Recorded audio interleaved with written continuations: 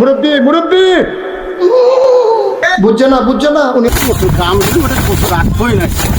400 টাকা 1 টাকাও লাভ নেই। করতে করতে জীবন শেষ করে দিলাম। আর জীবনে আর লাগাবো না। ও দাদা কচু কাটছি দেন শুনে না, এই 1,000 টাকা খরচ করতে করি এই কচু তুললাম, কচু লাগালাম। কচুর কোনো টাকা নেই, জোনের টাকা 60 টাকা দিয়ে এই পর্যন্ত কচু করি। এখন কচু বাজার বিক্রি আছে 20 টাকা কেজি। কচু কি করতে রাখবো? এদিকে আসেন আপনি, এদিকে না আমি যাবো না, কচু খাবই না আমি আজকে। এদিকে আসেন, কচু আমি খাবই না, কচু খাটিয়ে ফেলাই দেবো আজকে। এই 2-3 সমিতির টাকা, এই জীবন এখন শেষ। এই কচু লাগাই এখন কি করবো?